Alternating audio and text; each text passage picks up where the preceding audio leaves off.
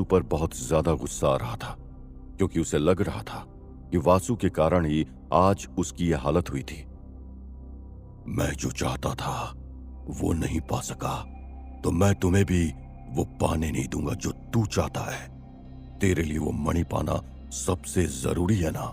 अब तू देख, तू जब उस मणि के बिल्कुल करीब पहुंचेगा तब भी तुझे मणि हासिल नहीं होगी। तू ताउम्र उस मणि के लिए भटकता रहेगा, लेकिन मैं वो मणि तुझे हासिल नहीं करने दूंगा। निम्बक सेन ने गुस्से में वासु से कहा, तू चाहे कितनी भी कोशिश कर ले निम्बक सेन, लेकिन अंत में जीत सत्य और धर्म की होती है। तो असत्य और अधर्म के रास्ते पर चलकर जीतना चाहता था, और मैं सत्य और धर्म के रास्ते पर चलकर लोगों के कल्याण और खुशी के लिए जीतना चाहता हूं। इसलिए तू याद रख, तेरे चाहने से कुछ नहीं होता है। एक न एक दिन मैं मणि को हासिल करके ही रहूंगा। वासु ने निम्बक सेन को घूर कर समझाते हुए कहा, नहीं नहीं नहीं, तू कभी उस मणि को हासिल नहीं कर पाएगा। मैं तेरे रास्ते में इतने दुश्मन लाकर खड़ा कर दूंगा जिनसे लड़ते लड़ते तेरी उम्र बीत जाएगी, लेकिन तू मणि तक नहीं पहुंचेगा। तू अभी मेरी शक्तियों को जानता नहीं है। अगर मैंने एक बार किसी बात का निर्णय ले लिया तो फिर उस निर्णय को कोई भी नहीं बदल सकता है। तो सुन ले, अब मैं प्रतिज्ञा करता हूं कि जिस तरह मैं तेरे कारण अपने मकसद में नाकामयाब होकर तड़प रहा हूं, उसी तरह तू भी अपने लक्ष्य तक न पहुंचकर तड़पेगा। निम्बक ने वासु से कहा। वासु मुस्कुरा रहा था और उसे लगता था कि निम्बक सेन के चाह लेने से और प्रतिज्ञा कर लेने से क्या होता है। वासु ने निम्बक सेन की ओर देखकर मुस्कुराते हुए कहा, लगता है निम्बक सेन, अभी भी तुम्हें बुद्धि आई नहीं है। तुम अभी भी इस बात से अनजान हो कि सिर्फ तुम्हारे चाह लेने से कुछ नहीं होगा। तुम तो ये भी चाहते थे ना कि तुम पूरे पृथ्वी पर राज करो, हर इंसान तुम्हारे कब्जे में हो, तुम सब कुछ जीत लो, तुम अमर हो जाओ और हर किसी को अपने वश में कर लो।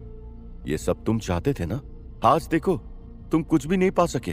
तुम एक बात तो समझ लो, सब कुछ तुम्हारे चाह लेने से नहीं होता है। इस पृथ्वी को अपने अनुसार चलाना चाहते थे ना, लेकिन आज देखो, तुम वहीं खड़े हो जहां तुम पहले खड़े थे। वासु की बात सुनकर निम्बक सेन ने गुस्से में अपना मुंह फेर लिया। तुमने कितनी कोशिशें की, कितनी असुरी शक्तियों को वश में किया, सब कुछ हासिल करने के लिए क्या कुछ नहीं किया तुमने। लेकिन जानते हो तुम्हें क्यों कुछ नहीं मिला? क्योंकि तुम्हारे अंदर पाप था। तुम अपने आगे लोगों की ना ही सुन रहे थे और ना ही उनकी भलाई देख रहे थे। जब इंसान सिर्फ अपने बारे में सोचता है और दूसरे लोगों के लिए सिर्फ बुरा सोचता है, तो सबसे बुरा उस इंसान के साथ ही होता है जो दूसरों के लिए खाई खोदता है। और इस बात के सबसे सही उदाहरण तुम ही हो। आज तुमने अपना सब कुछ खो दिया निम्बक सेन। वासु ने निम्बक सेन को ताने मारते हुए कहा। निम्बक सेन जान चुका था इन अघोरियों के आगे अब उसकी एक भी चलने वाली नहीं थी, लेकिन फिर भी अभी तक निम्बक ने उन औरतों और दमयंती को आजाद नहीं किया था। निम्बक सेन, अभी भी वक्त है, बता दो कि दमयंती कहां पर है? वासु ने तेज आवाज में निम्बक सेन से पूछा। निम्बक सेन मुड़ा और एक अजीब सी हंसी हंसते हुए बोला, दमयंती, दमयंती है। निम्बक सेन बार बार दमयंती का नाम ले रहा था और हंस रहा था। पास खड़े अघोरी और शक्ति ये सब कुछ देख रहे थे। वासु निम्बक सेन की हंसी से डर रहा था और डरते हुए बोला, निम्बक सेन, दमयंती कहां है? हंसना बंद करो और मुझे बताओ कि दमयंती कहां पे है? निम्बक सेन हंसता ही जा रहा था और चुप होने का नाम ही नहीं ले रहा था। वासु के कई बार पूछने के बाद निम्बक सेन बोला, तड़प रहे हो ना? दर्द हो रहा है ना? जो चाहते थे जब वो नहीं मिलता है तो उसका दर्द, उसकी तड़प और कैसी उलझन कैसी होती है, समझ आ रहा है ना? तुम्हारे कारण मैं भी ये दर्द, ये उलझन, ये तड़प झेल रहा हूं और अब मैं तुम्हें भी कभी खुश होने नहीं दूंगा। तुम जिस चीज को चाहोगे वो मैं तुमसे छीन लूंगा। जो तुम्हें सबसे प्यारी होगी उसे तुमसे दूर कर दूंगा और तुम ऐसे ही तड़पोगे जैसे मैं तड़प रहा हूं। निम्बक सेन का गुस्सा अपने चरम पर था। तभी शिवदास ने कहा, लगता है तू ऐसे नहीं मानेगा और तुझे हमारा गुस्सा देखना ही है। लेकिन ये बात याद रख निम्बक सेन, अगर मेरा क्रोध बढ़ गया तो तुझे इस जन्म के साथ साथ अगले कई जन्म तक हमारे प्रकोप का सामना करना पड़ेगा। अब तो मौत करीबी है। अब किस बात का डर? मैं निम्बक सेन, दैत्य और तमाम आसुरी शक्तियों पर मेरा राज है।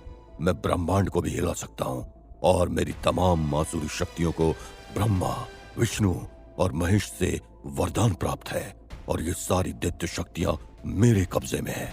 अभी तो तुम सब ने मेरी शक्तियों का सिर्फ नमूना ही देखा है। अब मैं तुम्हें दिखाऊंगा कि असल में मैं क्या हूं। निम्बक सेन ने गुस्से में कहा और यज्ञ के पास बैठकर शैतानी मंत्रों का उच्चारण करने लगा। वासु ये देखकर हैरान था, क्योंकि वो नहीं चाहता था कि फिर से निम्बक सेन कुछ दैत्यों को प्रकट करे और फिर से लड़ाई। मैं आप सब अघोरी बाबा को प्रणाम करता हूं। आप सब हमें बचाने के लिए आए, इसके लिए मैं आप सबका आभारी हूं। लेकिन अब अगर इस निम्बक सेन के पापों की सजा देने में हमने देरी कर दी तो फिर ये निम्बक सेन फिर से कोई न कोई अपना रंग दिखा देगा। आप सब मार्गदर्शन करें। वासु ने विनती करते हुए अघोरियों से कहा। शिवदास का गुस्सा चरम पर था। उनकी आंखें लाल थी और उनके चेहरे पर लगी भस्म किसी को भी डरा सकती थी। हम सब तुम्हें बचाने के लिए नहीं, बल्कि शक्ति के लिए आए हैं। शक्ति हमारे लिए आराध्य है और अगर कोई हमारी शक्ति का अहित चाहेगा तो हम उस व्यक्ति को नहीं छोड़ेंगे। शिवदास ने गुस्से में कहा। पास खड़ी शक्ति सब कुछ सुनकर मुस्कुरा रही थी और वहीं वासु को शिवदास की कोई भी बात समझ ही नहीं आ रही थी। लगता है तुम्हारा भ्रम अभी तक दूर नहीं हुआ है वासु। शक्ति ने वासु से कहा। मैं कुछ भी समझ नहीं पा रहा हूं। मुझे यह सब कुछ बड़ा ही अजीब सा लग रहा है। वासु ने शक्ति की तरफ देखकर मुस्कुराते हुए कहा। निम्बक सेन इस वक्त मंत्रों से दैत्य शक्तियों का आह्वान करने में लगा हुआ था और कोई भी अघोरी इस वक्त उसे रोक नहीं सकता था, क्योंकि इससे यज्ञ देव का अपमान होता और फिर उस अघोरी की अब तक की हुई सारी तपस्या बेकार चली जाती। इसलिए सभी निम्बक सेन के यज्ञ पूजन के खत्म होने का इंतजार कर रहे थे। शक्ति ने निम्बक सेन की ओर देखा और फिर वासु से बोली, ये सत्य मैं सिर्फ तुम्हें बताना चाहती हूं और याद रहे, इस बारे में तुम किसी को भी नहीं बताओगे।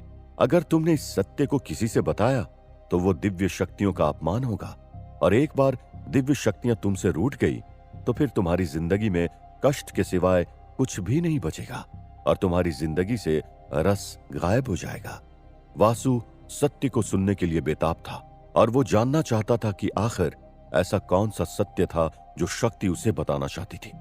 वासु पहले ही शक्ति और अघोरियों के बीच भक्त और भगवान का रिश्ता देखकर परेशान था। आप जो भी बताएंगी मैं उसका जिक्र कभी भी कहीं भी नहीं करूंगा, वासु ने शक्ति को विश्वास दिलाते हुए कहा। तो फिर सुनो, शक्ति वासु से बोली। इस सृष्टि को कई प्रकार की शक्तियां मिलकर चलाती है। मैं वही शक्ति हूं जो इस सृष्टि को चलाती है। मैं वो शक्ति हूं जो तुम में है। मैं वो शक्ति हूं जो इन अघोरियों में है और इनके तप में है। मैं वो शक्ति हूं जो इस निम्बक सेन के दैत्यों और आसुरी शक्तियों में है। मैं वो शक्ति भी हूं। मैं देव में भी हूं और दानव में भी हूं। मैं इंसान में भी हूं और जानवर में भी हूं। हर पदार्थ में हूं। मैं वो शक्ति हूं जिसकी हर किसी को जरूरत है और जो हर किसी के पास है। शक्ति ने अपना रूप विस्तार करते हुए वासु को बताया। जैसे जैसे शक्ति ने अपना रूप विस्तार किया वो बच्ची से अपने असल रूप में आ गई। वासु ने जैसे ही शक्ति को देखा वह हैरान रह गया और वहीं अघोरियों ने शक्ति का ये रूप देखकर उन्हें दंडवत प्रणाम किया। अब वासु भी समझ गया था कि शक्ति कोई साधारण लड़की नहीं बल्कि दिव्य रूप थी। सभी लोगों ने शक्ति को प्रणाम किया और शक्ति ने वासु की तरफ मुस्कुराते हुए देखकर कहा, याद रखना, मैं सिर्फ शक्ति हूं, कोई देवी नहीं। देवी तो सर्वशक्ति होती है। मैं उस देवी का ही एक छोटा सा अंश हूं। उसके अंदर की एक छोटी सी शक्ति हूं जो इस पूरी सृष्टि के अंदर है। और अब तुम सोचो, वो देवी जिसके अंदर अनगिनत शक्तियों का भंडार है, वो कितनी ज्यादा शक्तिशाली होगी। वासु की आंखें ये सब देखकर फटी की फटी रह गई थी, लेकिन अभी भी उसके मन में कई तरह के प्रश्न चल रहे थे। वासु ने शक्ति से कहा, लेकिन इन अघोरी बाबा को कैसे पता चला कि आप यहां पर हैं? आखिर आपको इनकी जरूरत क्यों पड़ गई? अघोरी शिवदास ने जैसे ही वासु की बात सुनी, वो बोला, तुम्हारी पहली शंका का निदान मैं ही कर देता हूं। वासु अघोरियों की तरफ हाथ जोड़कर खड़ा हो गया। हम अघोरी हैं। हम शिव शक्ति की आराधना करते हैं और शिव और शक्ति ही हमारे आराध्य हैं। हमने अपने तप से ऐसी कई शक्तियां हासिल की हैं जिनसे हम शक्ति से जुड़ सकते हैं। तुम भले इस बात को अभी नहीं स्वीकार करोगे क्योंकि यह अनुभव करने की बात है और इसे मौखिक रूप से समझाया नहीं जा सकता है, लेकिन हम अघोरियों के अंदर आम इंसानों से अथाह शक्तियों का भंडार होता है। हमारी ऊर्जा बची होने के कारण हम शक्ति से जुड़ पाते हैं और तप कर पाते हैं। और जैसे ही हमें पता चला कि हमारी शक्ति पर कोई अत्याचार कर रहा है तो हम शक्ति को बचाने के लिए अपने प्राणों की बलि देने यहां आ गए। इतना कहकर शिवदास ने फिर से शक्ति को प्रणाम किया और शक्ति फिर से मुस्कुराने लगी। ऐसा नहीं है वासु कि सिर्फ इंसानों के लिए ही नियम बनाए गए हैं। हम दैवीय शक्तियां भी नियमों के तहत ही चलते हैं, बल्कि इंसान तो रोज नियम को तोड़ता है और उसे नियमों के टूटने का फर्क भी नहीं पड़ता है। लेकिन हम दैवीय शक्तियां हर नियम को पूरा करने के लिए बाध्य हैं और प्रकृति का ये नियम है जिसकी मौत जब जैसे और जिसके हाथ लिखी है उसी से होगी। इसलिए इतना अत्याचार होने के बावजूद मैंने निम्बकसेन का कुछ भी नहीं किया और इन अघोरियों को यहां बुलाया क्योंकि मैं भी नियम के तहत बंधी हुई हूं। मैं चाहूं तो निम्बकसेन को कब का मार सकती थी, लेकिन ये दुनिया समय और नियमों के हिसाब से चलती है और मैं उसी के लिए बाध्य थी। शक्ति ने वासु को समझाते हुए कहा। उधर निम्बकसेन ने शैतानी मंत्रों के उच्चारण की गति को और भी बढ़ा दी थी और इधर वासु शक्ति की बात सुनकर हैरान था। शक्ति ने जो कुछ भी अब तक वासु को बताया था वो सब सुनकर वासु को अपना सिर भारी भारी लगने लगा था। तभी अचानक वासु को ऐसा लगने लगा उसने अब तक शक्ति की जो भी बात सुनी थी वो सब कुछ वासु भूलने लगा है। वासु शक्ति के द्वारा बताई गई बातों को बार बार याद करने की कोशिश कर रहा था, लेकिन वासु को शक्ति की बताई हुई बात याद नहीं आ रही थी। तभी अचानक से कई सारे राक्षस निम्बकसेन के सामने प्रकट हो गए और निम्बकसेन ने अपनी आंखें खोली। वासु बार बार शक्ति की बताई हुई बातों को याद करने की कोशिश कर रहा था, लेकिन उसे कुछ भी याद नहीं आ रहा था क्योंकि शक्ति ने अपनी शक्तियों का प्रयोग करके वासु को सब कुछ भुला दिया था। हे दैत्य शक्तियों और दैत्यों, तुम सब मेरे आह्वान पर यहां आए हो। अब तुम सबको मेरे अनुसार ही कार्य करना होगा और इन सब अघोरियों को जल्द से जल्द खत्म करना होगा। निम्बकसेन ने दैत्यों को आदेश देते हुए कहा। जैसे ही निम्बकसेन ने दैत्यों को आदेश दिया वो अघोरियों पर हमला करने के लिए तैयार हो गए। वहीं शिवदास ने निम्बकसेन से कहा, निम्बकसेन, अभी भी वक्त है, संभल जाओ।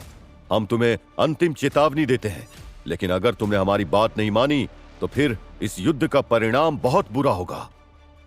क्या निम्बकसेन और उसकी आसुरी शक्तियां अघोरियों से जीत पाएगी? क्या दमयंती और औरतों को वासु छुड़ा पाएगा? क्या शक्ति अपनी शक्तियों से निम्बकसेन को मारेगी? आखिर और कब तक वासु को इस गुफा में रहना पड़ेगा? क्या निम्बकसेन बच जाएगा?